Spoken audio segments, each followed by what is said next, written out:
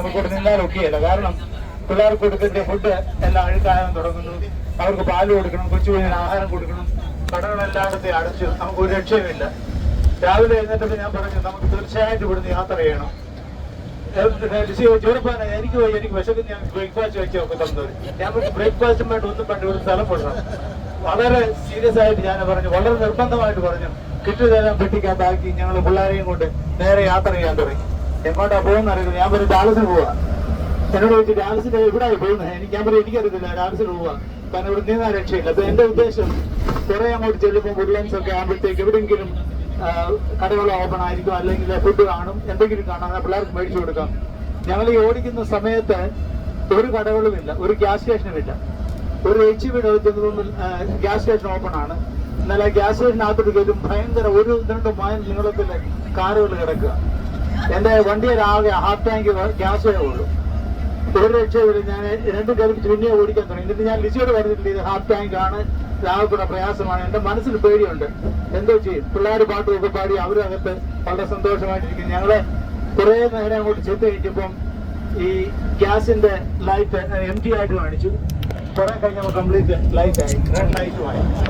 അപ്പൊ ഞാൻ 45-ലെ ഒരു സ്ഥലത്ത് ഒരു മനുഷ്യനുമില്ല, ഒരു കടകളും കാണാനില്ല.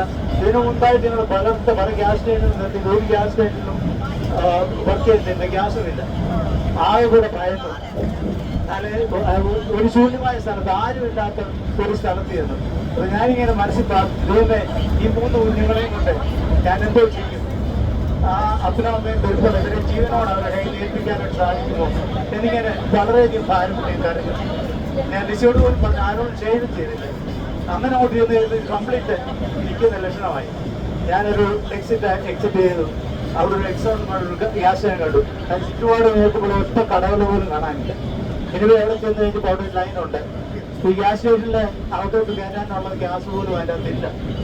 എനിവേ അങ്ങോട്ട് ഇറങ്ങാൻ തന്നെ ഞാൻ ഒരു കാര്യം പ്രാർത്ഥിച്ചേ, എന്നോട് കരുണ തോന്നണമേ. ഈ കുഞ്ഞുങ്ങളെ ജീവനോട് എനിക്ക് ഡയാലിസിസ് കൊണ്ട് പറ്റാനൊരു അവസരം ഉണ്ടാക്കണം. ആ പ്രാർത്ഥന ദൈവം കേട്ടു. ആ ഗ്യാസ് സ്റ്റേഷൻ ഞങ്ങൾക്ക് കയറാനും ഏകദേശം 45 മിനിറ്റ്സ് എടുത്ത് ഗ്യാസ് ഹാഫ് ടാങ്ക് നിറയ്ക്കാൻ. കാരണം അവരുടെ ഗ്യാസ് ടാങ്ക് വളരെ സ്ലോ ആയിട്ടാണ് വർക്ക് ചെയ്തുകൊണ്ട്. എനിവേ ആ ഗ്യാസ് നിറച്ച് ഞങ്ങൾ ഡയാലിസിൽ പോയി. കുഞ്ഞുങ്ങളുമായിട്ട് അവിടെ 2 ദിവസം താമസിച്ചു. തിരിച്ചു വന്ന് വീട്ടിൽ താമസിച്ചു. അവരെ ബാർസലോണയിൽ ഡയാലിസിൽ ട്രൈ ചെയ്ത് വന്നാൽ ഞങ്ങളെല്ലാം കൂടെ അവിടെ എൻജോയ് തിരിച്ചു വന്നു. ദൈവം പലപ്പോഴും നമ്മുടെ കണ്ണീരുകൾ, നമ്മുടെ വേദനകൾ അറിയുന്ന ദൈവമാണ്. നമ്മളെ ദൈവമേ എന്ന് വിളിക്കുമ്പോൾ ഹൃദയത്തിന്റെ അന്തർഭാഗത്തും നമ്മൾ ദൈവത്തെ വിളിക്കുമ്പോൾ ദൈവം തീർച്ചയായിട്ടും നമ്മുടെ കരച്ചിലിനെ കാണുന്ന ദൈവം.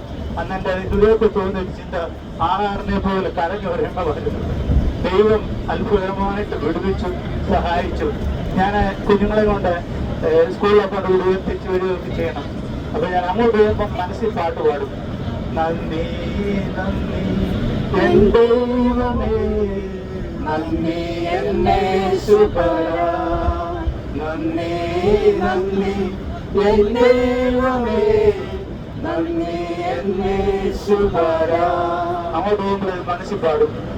അങ്ങോട്ട് പോകുമ്പോൾ തിരിച്ചു വരും പിള്ളേരുണ്ട്. ഞാൻ ഇങ്ങോട്ട് വരുമ്പോൾ അത് ഉറക്കെ തന്നെ പാടിക്കൊണ്ട് പല ദിവസം ഞങ്ങൾ ഗുണവും പ്രാർത്ഥിക്കുന്ന ലിസോട് ഞാൻ പറഞ്ഞത്, ഞാൻ എപ്പോഴും പാടുന്നൊരു പാട്ട്. ഞങ്ങളിപ്പോൾ എന്നും ഗുണവും പ്രാർത്ഥിക്കുന്നത് ഒരു പ്രാവശ്യത്തിലും പാടാതിരിക്കുന്നില്ല. അത്രമാത്രം ജീവിതവുമായിട്ട് ബന്ധപ്പെട്ടൊരു പാട്ട്, ജീവിതത്തിന് അനുഭവം തരുന്നൊരു പാട്ടായിരുന്നു അത്.